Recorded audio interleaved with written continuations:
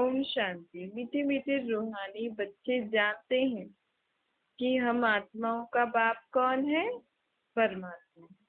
जैसे आत्मा गुप्त है और शरीर प्रत्यक्ष है, आत्मा इन आंखों से देखने में नहीं आती है, इन कॉग्निटो है अर्थात छुपी हुई है, गुप्त है जरूर, परंतु इस शरीर से ढकी हुई हो, इसलिए कहा जाता है आत्मा गुप्त है। आत्मा खुद कहती है मैं निराकार हूँ, या साकार में आकर गुप्त बनी। आत्माओं की निराकारी दुनिया है, उसमें तो गुप्त की बात नहीं है ना। परमपिता परमात्मा भी वहां रहते हैं, उनको क्या कहते हैं? सुप्रीम, उच्च से उच्च आत्मा, परे से परे रहने वाला परमात्मा। बाप कहते हैं जैसे तुम गुप्त हो ना, मुझे भी गुप्त आना पड़ता है। गुप्त आना पड़ता है मतलब शरीर में आना पड़ता है। जब आत्मा शरीर में आ जाती है तो गुप्त हो जाती है ना। मैं गर्भ जेल में नहीं आता हूँ, मेरा नाम एक ही शिव चला आता है। मैं स्तन में आता हूँ तो मेरा नाम भी नहीं बदलता। बल बाबा ब्रह्मा तन में आते हैं, लेकिन शिव बाबा का नाम शिव बाबा ही रहते हैं। देखो आते ब्रह्मा तन में है, लेकिन फिर भी हम क्या कहते हैं? शिव बाबा की मुरली है, शिव बाबा इस तन में आते हैं, नाम थोड़े बदलता है। इनकी आत्मा का जो शरीर है, जिस तन में बाबा आते हैं, उनकी आत्मा के शरीर का नाम बदल जाता है। क्योंकि जब शिव बाबा इनके तन में नहीं थे तो इनका नाम लेखराज था। जब शिव बाबा ने इनके शरीर में प्रवेश किया तब से इनका नाम ब्रह्मा रखा। क्योंकि गायन है ना, ब्रह्मा द्वारा भगवान ने नई सृष्टि की स्थापना की, तो नाम अब पार्ट भी बदली हो गया। पहले तो ये गोल्ड का बिजनेस करते थे, गृहस्थी थे, बच्चे थे, सब थे। लेकिन भगवान के इनके शरीर में जब भगवान ने प्रवेश किया अपना कार्य कराने के लिए, तो इनका नाम भी बदली कर दिया और काम भी बदली कर दिया। जो पहले धंधा था वो सब छोड़ दिया, अब परमात्मा के मददगार बनकर इस सृष्टि को स्वर्ग बनाने के कार्य में लग गए। बाबा कहते हैं मैं इस तन में आता हूँ तो भी मेरा नाम नहीं बदलता। इनकी आत्मा का जो शरीर है, इनका नाम बदलता है। मुझे तो शिव ही कहते हैं, सब आत्माओं का मैं बाप हूँ ना। तो तुम आत्मा इस शरीर में गुप्त हो, इस शरीर द्वारा कर्म करती हो ना। मैं भी गुप्त हूँ, तो बच्चों को ये ज्ञान अभी मिल रहा है कि आत्मा इस शरीर से ढकी हुई है। आत्मा इनकॉग्निटो है, शरीर कॉग्निटो है। इनकॉग्निटो अर्थात गुप्त, कॉग्निटो अर्थात जो चीजें दिखती हैं। मैं भी अशरीरी हूँ ना। बाप इनकॉग्निटो इस शरीर द्वारा हमें ज्ञान सुनाते हैं। तुम सब भी इनकॉग्निटो है और शरीर द्वारा सुनती हो। तुम जानती हो बाबा आए हुए हैं भारत को फिर से गरीब से साहूकार बनाने। तुम कहेंगे हमारा भारत, हर एक अपनी स्टेट के लिए कहता है ना, हमारा गुजरात, हमारा राजस्थान, हमारा हमारा कहने से उसमें मोह हो जाता है। हमारा भारत गरीब है, यह अभी सभी जानते हैं, परंतु यह किसको पता नहीं है कि हमारा भारत साहूकार था, सोने की चिड़िया थी, कैसे था यह पता नहीं है।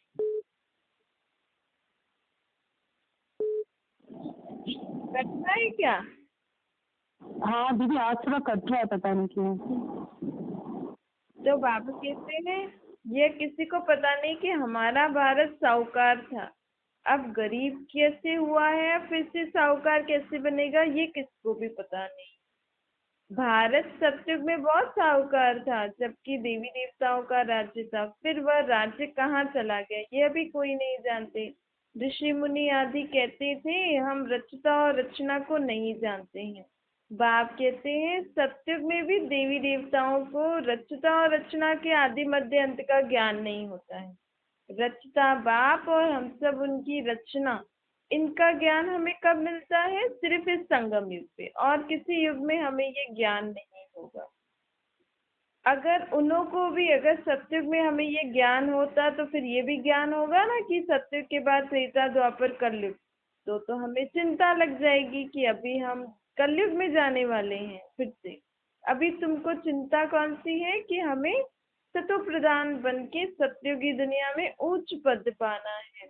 हम आत्माएं जो निराकारी दुनिया में रहती थी, वहां से फिर कैसे सुखधाम में आए, ये ज्ञान अब हमको है ना कि हम आत्माओं का असली घर कौन सा है, निराकारी दुनिया। हम वहां ही बैठे नहीं रहते हैं, हम वहां से नीचे पाठ बजाने आते हैं। अब सभी आत्माओं को अपने घर मुक्ति धाम में जाना ही है, क्योंकि सब बहुत समय से थक गई है ना पाठ बजाते बजाते, तो थोड़ी देर विश्राम भी तो चाहिए। बाबा कहते हैं इस दुनिया में आत्मा को स्थायी शांति मिल नहीं सकती है, क्योंकि आत्मा के पास जब तक शरीर रहता है ना, तब तक वो कर्म करती ही रहती है, शांत नहीं बैठती। बल करके आप 2-3 मिनट शांत मन बैठेगा, फिर से कुछ न कुछ विचार चलता रहेगा। तो आत्मा को अब थोड़ी समय के लिए क्या चाहिए, शांति। चार्ज होना है ना आत्मा को। तो यहाँ हम जितना जितना बाप को याद करते रहेंगे, हमारी आत्मा चार्ज होती जाएगी। पर फिर भी बाबा कहते हैं थोड़े समय के लिए परम धाम में तुम विश्राम करना, फिर आना खेलने के लिए। देखो दिन में भी हम 2 बार विश्राम करते हैं, रात को और दिन को भी थोड़ा बहुत। कई लोग लेटते तो हैं ही सही, चलो नींद नहीं, लेटना तो हो ही जाता है ना। तो अब आत्मा तो कब से आई हुई है ना, सत्युग से इस दुनिया में आई है, तो कितनी थक गई होगी ना। इसलिए बाबा कहते हैं अब हम सभी आत्माएं चलेंगे अपने घर परम धाम में, फिर आएंगे अपने अपने समय पर सृष्टि पे, फिर से खेलने आएंगे ना, ऊपर थोड़ी बैठना है। फिर से बाबा हमसे मिलने आएगा। हम आत्माओं की अभी चढ़ती कला है, ये 84 जन्मों की सीढ़ी है ना। ड्रामा अनुसार हर एक एक्टर नंबरवार अपने अपने समय पर आकर पार्ट बजाते हैं। अब तुम बच्चे जानते हो गरीब निवास किसको कहा जाता है, ये दुनिया नहीं जानती। गीत में भी सुनते हैं ना कई, एक गीत में आखिर वह दिन आया आज जिस दिन का रास्ता तकते थे। कौन तकते हैं, भगत। तो कौन सा दिन आया है अभी, हम भक्तों को भगवान मिला है, हम आत्माओं को अपना बाप मिला है। भगवान कब आकर हम भक्तों को इस भक्ति मार्ग से छुड़ाए सदगति में ले जाते हैं। देखो बाबा भी कहते हैं तुम मेरे बच्चे भक्ति करते करते थक जाते हैं, थक गए हैं ना, अभी भी भक्ति में भगवान को बुलाते बुलाते अभी तक थके नहीं हो। अब तो मैं आ गया हूँ, तुमसे मिल रहा हूँ ना, तो मेरे से मिलन मनाओ। अब तुम्हारी सदगति करने के लिए मैं तुम्हें ज्ञान सुना रहा हूँ। बाबा फिर से आए हैं इस ब्रह्मा तन में। शिव जयंती भी मनाते हैं तो जरूर कभी तो आए होंगे ना। अभी लोग सभी आत्माएं इतना दुखी हैं, अब फिर कब आएंगे, इसके बाद आके क्या करेंगे।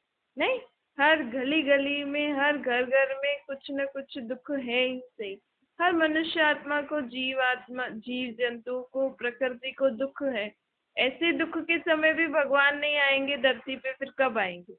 तो वो समय आ गया है कि भगवान इस धरती पे आ गए हैं। बाबा कहते हैं इतने दुख के समय में मैं भी ऊपर नहीं बैठ सकता हूँ, मुझे तो बहुत पुकारे आती है ना। बल मुझे पुकारे तो द्वापर युग से आती हैं, लेकिन फिर भी थोड़ा समय, थोड़ा थोड़ा तुम्हारे जीवन में सुख था तो तुम मुझे भूल जाते थे। लेकिन अब तो सभी को दुख है, तो कहीं ना कहीं से आवाज आती रहती है, तो मुझे भी ऊपर बैठना नहीं होता है। इसलिए मैं भी अब इस सृष्टि पर आया हूँ तुम्हें फिर से रिफ्रेश करने, ज्ञान सुनाने। देखो बाबा के इस चक्कर के ज्ञान से आत्मा को कितनी शांति मिल जाती है ना, कि हमारे ही बुरे कर्मों के कारण हम ये सब दुख भुगत रहे हैं। तो जब आत्मा को ये एक्सेप्ट, कि आत्मा अपने आप ये समझ जाती है और मान लेती है, तो उसका दुख और शांति कम हो जाता है। बाबा कहते हैं ऐसे नहीं कहेंगे कि मैं कृष्ण के तन में आता हूँ, मैं कृष्ण के तन में नहीं हूँ। बाप कहते कृष्ण की आत्मा ने 84 जन्म लिए, उसके अंतिम जन्म की 60 वर्ष की आयु के बाद आता हूँ। उनके बहुत जन्मों के अंत का यह अंतिम जन्म है ना, जो पहले नंबर में था अब वह अंत में है। तत्वम, तुम भी तो कृष्ण के साथ थे ना। कृष्ण अकेला जाके सत्युग में क्या करेगा, किसके साथ खेलेंगे, कौन उनको जन्म लेंगे, कौन उनकी दास दासी प्रजा होगी, टीचर होंगे, सखा सखी, सब चाहिए ना उनकी दुनिया में। तो उनके कपड़े बनाने वाले, जूते चप्पल बनाने वाले, उनके घर में खाना बनाने वाले, राशन देने वाले, दूध दही आदि उनके घर में क्या नहीं होगा। उनके गोल्ड के जेवर, महल बनाने वाले, कृष्ण की दुनिया में सब चाहिए। नहीं तो कृष्ण अकेला वहाँ क्या करेगा, झोपड़पट्टी में थोड़ी रहेगा कोई, वो तो विश्व का महाराजा है, तो जरूर उसके लिए तो सोने हीरे के महल बनेंगे। बाबा कहते हैं मैं आया हूँ अब तुम्हें फिर से वैसी दुनिया में ले जाने वाले, जैसे कृष्ण की आत्मा ने 84 जन्म लेकर पूरे किए, तत्वम तुमने भी पूरे किए। अब मैं उसी साधारण तन में आकर तुमको ये सारी बातें बताता हूँ कि तुमने कैसे 84 जन्म लोगे। सरदार लोग भी समझते हैं ना, एक अहंकार परमपिता परमात्मा बाप है, वह बरोबर मनुष्य से देवता बनाने वाला है। सिख लोग भी समझते हैं कि भगवान मनुष्य से देवता बनाते हैं, परंतु क्यों, बाबा कहते हैं जब बनाते हैं, लेकिन सिख लोग ऐसे नहीं समझते कि जब वो देवता बनाते हैं तो हम भी बने, बनना चाहिए ना, तो क्यों नहीं हम भी देवता बने। तो देवता बने जो उस धर्म में जो आत्माएं होंगी, क्योंकि कई देवी देवताओं वाली आत्माओं ने भी अपना धर्म बदली करके मुस्लिम सिख ईसाइयों के धर्म में कन्वर्ट हो गए हैं। तो जब उनको भी ये पता लगेगा कि भगवान मनुष्य से देवता बनाने आए हैं, तो जरूर आके ज्ञान लेंगे। बाबा कहते हैं फिर तो एकदम चटक पड़ेंगे। फिर उनके धर्म वाले कहेंगे अरे तुम्हें क्या हो गया, तुम तो अच्छा खासा पाठ पूजा करते थे, अब कहाँ चले गए।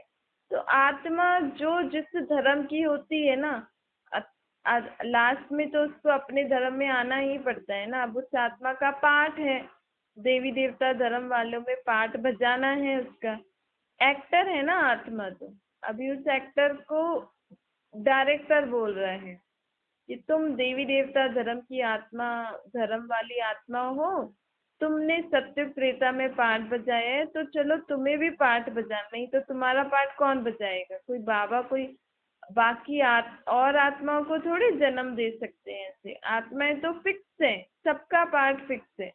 भले कोई अभी किसी भी धर्म में पाठ बजा रहा हो, लेकिन अगर उसका देवी देवता धर्म में पाठ है सत्य त्रेता में, तो कैसे भी करके वो आत्मा आके बाबा से ज्ञान जरूर लेगी और सुन के एकदम छटक जाएगी कि नहीं, मुझे तो अब यहाँ इस ज्ञान सुन के ऐसा बनना ही है। देवी देवता धर्म का तो एक भी इस दुनिया में अपने को समझता नहीं है, लेकिन अब बाबा ने हमें बताया तो हम समझते हैं। बरोबर हम देवी देवताओं को मानते हैं, उनकी दुनिया में की बातें हमें थोड़ी थोड़ी याद है, तो हम भी उस दुनिया में होंगे ना। और धर्मों की हिस्ट्री बहुत छोटी है, लेकिन आदि सनातन देवी देवता धर्म वालों की हिस्ट्री पूरे 5000 साल की है। देवी देवता धर्म वाले ही स्वर्ग में आएंगे और धर्म वाले द्वापर युग में आते हैं। देवता धर्म वाले भी अब और धर्मों में कन्वर्ट तो हो गए, वो भी ड्रामा अनुसार हो गए, क्योंकि दुख शुरू होता है ना। और जब बाकी धर्म द्वापर युग में आते हैं तो बाकी धर्मों में शुरू शुरू में तो सुख होता है ना हर धर्म में। तो देवी देवता धर्म वाली जब आत्माएं द्वापर युग में आई तो उन्होंने और धर्मों में सुख देखा तो चले गए, कन्वर्ट हो गए। लेकिन फिर से आकर अपने धर्म में आकर वापस उनको लौटना ही है। बाप समझाते हैं बच्चे तुम तो विश्व के मालिक थे, तुम भी समझते हो बाबा स्वर्ग की स्थापना करने वाला है, हम क्यों नहीं है स्वर्ग में जाएं। जब हमारा बाप स्वर्ग जैसी दुनिया बना रहा है तो हमें भी तो उस दुनिया में आना चाहिए ना। हम बाप से वर्षा जरूर लेंगे। तो इससे सिद्ध होता है कि हम कौन से धर्म के हैं, उसी धर्म के। अगर मन में आपके ऐसे संकल्प आते हैं ना कि बरोबर मेरा बाप यही है और मेरे लिए नई दुनिया बना रहे हैं, अब मुझे उस धर्म में जाना ही है, उसका वर्षा लेना ही है, अगर आपके मन में ऐसे संकल्प आते हैं तो आप कौन से धर्म के हो, उसी धर्म के। अंदर खुशी तो होती है ना आत्मा को अपने बाप से, अपने धर्म की पहचान से। जो नहीं होगा उसको खुशी नहीं होगी। बल जो लोग, कई लोग होते ना, उस सुन के चले जाते हैं, समझ में नहीं आता, इसमें उनका कोई दोष नहीं। देखो आत्मा में जो रील भरी हुई है ना, अगर उनकी आत्मा में इस धर्म का पाठ होगा तो वो आत्मा को आप ही अंदर मन में चाहना होगी कि नहीं, मैं ये सुनूं, मैं वो करूं जो बाबा बोल रहे हैं, मैं इस रीति बाबा से वर्षा लूं। तो रील होगी तो आप ही आएगी, अगर नहीं होगी तो आप उसको कितना भी बोलो वो नहीं आएंगे। इसमें उनका कोई दोष नहीं है। जिस आत्मा का जहाँ पाठ है वो वहां ही जाके बजाएगी ना, उसको वहां ही अच्छा लगेगा, उसकी आत्मा में उतना ही पाठ है। बाबा कहते हैं, जो आत्मा इस धर्म की नहीं होगी वो कहेगी पराये धर्म में हम क्यों जाएं। तुम बच्चे जानते हो सत्युग नई दुनिया में देवताओं को बहुत सुख थे, सोने के महल थे। सोमनाथ के मंदिर में कितना सोना था ना। ऐसा कोई दूसरा धर्म होता ही नहीं है जो अपने धर्म वाले ऊंच बड़े लोगों का इतना उच्च मंदिर बनाए। किसी धर्म में इतना उच्च मंदिर नहीं बनाया है।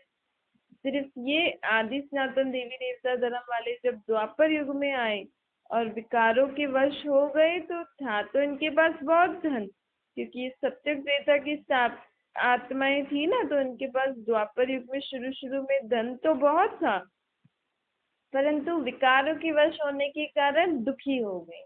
तो इन्होंने पहले पहले शिव बाबा का मंदिर सोमनाथ मंदिर बनाया। सोमनाथ जैसा इतना भारी मंदिर कोई होगा नहीं। बहुत हीरे जवाहरात थे। बुद्ध आदि के कोई हीरे जवाहरातों के महल थोड़ी होंगे। तुम बच्चों को जिस बाप ने इतना ऊंचा बनाया, हमने शुरू शुरू में शिव बाबा का इतना ऊंचा मंदिर क्यों बनाया? क्योंकि अभी शिव बाबा ही तो हमारे लिए सोने की दुनिया बना रहे हैं ना। तो सत्युग त्रेता में तो हम उनको याद नहीं करते हैं क्योंकि हमें दुख नहीं होता है। फिर द्वापर युग में जैसे ही दुख होना शुरू होता है तो किसकी याद आती है? शिव बाबा की, जिन्होंने हमें इतना उच्च वर्षा दिया। तो हम उन्होंने हमें इतना ऊंचा वर्षा दिया, इसीलिए हम उसके बदले उनके लिए सोमनाथ का इतना ऊंचा मंदिर बनाते हैं। बाबा कहते हैं कि देखो मैंने तुम्हें इतना उच्च बनाया ना, इसीलिए तुमने मेरी इतनी इज्जत रखी। इज्जत तो रखी जाती है ना। समझते हैं सबसे अच्छा काम कौन करके गए हैं? पतित पावन बाप। अभी भी बाबा फिर से करने आए हैं वो कर्म। तुम्हारी आत्मा कहती है सबसे उत्तम से उत्तम सेवा बेहद का बाप आकर करते हैं। कौन सी सेवा करते हैं? हम रंक को राव बनाते हैं। हम रंक मिसल हो गए ना, हम रंक को राव बना रहे हैं, हमें बेगर से प्रिंस बना रहे हैं। जो भारत को स्वर्ग बनाते हैं उनकी अभी इज्जत कोई नहीं रखते।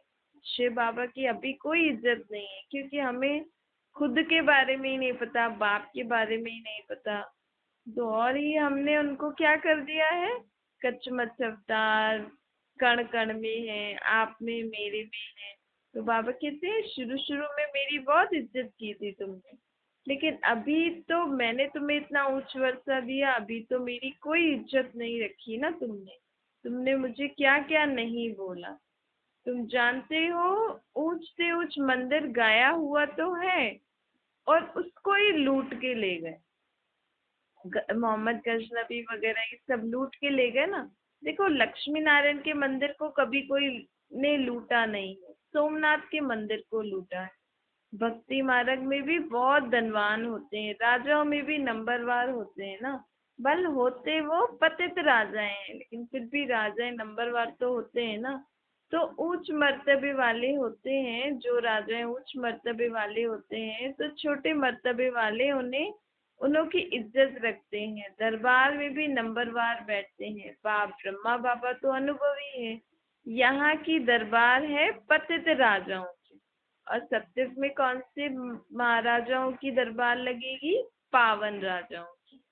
सत्युग में जो राजा रानी की दरबार लगेगी उसमें कौन से राजा रानी होंगी? जिनकी आत्मा और शरीर दोनों पावन होगा। उनके पास दो ताज होंगे, पवित्रता का और रतन जड़ ताज का। अभी के जो राजा हैं अब तो खैर नहीं है तो भी सिर्फ नाम से, बाकी वैसी तो कुछ वैसा नहीं चलता है अभी। तो द्वापर युग से जो राजाएं थे वो पतित राजाएं हैं। बाबा कहते उन के पास इतना धन है जो उन्हों के घर भी इतने अच्छे होंगे सत्युग में। अब तुम जानते हो बाबा हमको फिर से उस दुनिया में जाने के लिए पढ़ा रहे हैं स्वर्ग की स्थापना कर रहे हैं ना। हम महाराजा महारानी स्वर्ग में बनते हैं, फिर हम गिरते गिरते भगत बनेंगे तो पहले पहले शिव बाबा की पूजा करेंगे, जिसने स्वर्ग का मालिक बनाया उनकी ही पूजा करेंगे ना। वह हमको बहुत साहूकार बनाते हैं। अभी भारत कितना गरीब है। जो जमीन 500 रुपए में ली थी बाबा ने, जब पाकिस्तान से इंडिया में आए थे, तो शुरू शुरू में ब्रह्मा बाबा ने जो कहते हैं, जो हमने जमीन 500 रुपए में ली थी उसकी वैल्यू तो अब कितनी हो गई है ना। ये सब आर्टिफिशियल दाम, जो आजकल जमीनों के दाम है, घरों के, ये सब आर्टिफिशियल दाम है। वहां तो धरती का मूल्य होता नहीं। कहाँ पे? सत्युग में। जिसको जितनी चाहे वो ले सकता है। सत्युग में तो ढेर की ढेर जमीन पड़ी हुई होगी। मीठी नदियों पर हमारे महल होंगे। मनुष्य बहुत थोड़े होंगे ना, प्रकृति हमारी दासी होगी। फल फूल बहुत अच्छे मिलते रहते हैं। अभी तो कितनी मेहनत करनी पड़ती है तो भी अन्न नहीं मिलता। मनुष्य बहुत भूख प्यास से मरते हैं। तो बाबा कहते हैं भारत को गरीब निवास कहते हैं ना। गरीब निवास का अर्थ तो हमने समझा है ना अभी। बाबा गरीब निवास अर्थात हमारे पास ना धन है ना आत्माओं में शक्ति है। ऐसे नहीं बाबा कोई जो झोपड़पट्टी वालों का में रहते हैं उनका भगवान है, नहीं। बाबा कहते हैं तुम सब भारतवासी, सत्यों के हिसाब से तो हम सब गरीब है ना। न रहने के लिए अच्छे घर हैं, न पहनने के लिए कपड़े, न ही आत्मा में इतनी शक्तियां हैं। न शक्ति है, न गुण है, न कलाएं हैं। विकारी बन गए हैं ना हम। अपनी खुद की आत्मा की प्रॉपर्टी हम आत्मा ने खो दी। आत्मा की कौन सी प्रॉपर्टी है? ज्ञान गुण शक्तियां जो बाबा हमें दे रहे हैं ना, ये हमें आत्मा की प्रॉपर्टी दे रहे हैं बाबा। देखो बाबा कहते हैं ना, तुम्हारे शरीर के माँ बाप तुम्हें वो वर्षा देते हैं, मकान देंगे, पैसे देंगे, कपड़े आदि देंगे, लेकिन हमें परमात्मा बाप आत्माओं को कौन सा वर्षा दे रहे हैं? ज्ञान गुण शक्तियां, कलाएं, मर्यादाएं, ये सब शिक्षाएं जो बाबा की दे रहे हैं बाबा हमें, ये आत्मा की प्रॉपर्टी है। आप जितना चाहो उतना ले सकते हो। जितना बाबा को याद करोगे हर कर्म करते, जितना बाबा की ज्ञान की बातें सुन के मनन करते रहोगे अपने अंदर, उतना आपकी ये प्रॉपर्टी बढ़ती जाती है, क्योंकि हर एक बात का अनुभव हो जाता है ना। तो बाबा कहते हैं तुम बच्चे जानते हो हमको पावन से पतित बनने में कितना समय लगा? 5,000 साल। क्योंकि सत्य में हम पावन आए थे सृष्टि पर, धीरे धीरे धीरे धीरे अब हम पतित बन गए हैं 5,000 साल का चक्कर लगाते लगाते। अब फिर बाबा देखो पट से, परमात्मा शक्ति से हम कितने थोड़े समय में सभी आत्माएं पतित से पावन बन जाती हैं। ऊंच से ऊंच बनाने वाला है तो सेकंड में काम हो जाता है।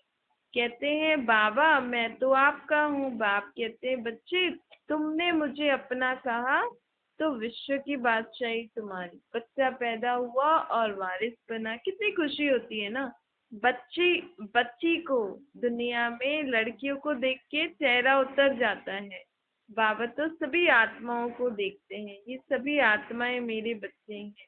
अभी पता पड़ा कि हम 5,000 वर्ष पहले स्वर्ग के मालिक थे। बाबा ने ऐसा बनाया था। शिव जयंती भी मनाते हैं, परंतु यह नहीं जानते हैं कि शिव बाबा को हम क्यों याद करते हैं, वो हमारे लिए क्या करके गए। भाई लक्ष्मी से तो हम धन मांगते हैं, कृष्ण को भी हम उनको भी कुछ न कुछ माखन आदि खिलाते हैं। उनको देखने उनमें तो इतनी कशिश है, उनको तो देख के ही मन खुश हो जाता है। लेकिन वो पत्थर का शिवलिंग बना के हम उनके ऊपर दूध चढ़ा रहे हैं, जल चढ़ा रहे हैं, ये सारी चीजें चढ़ा रहे हैं। क्यों? शिव बाबा ने आकर क्या किया?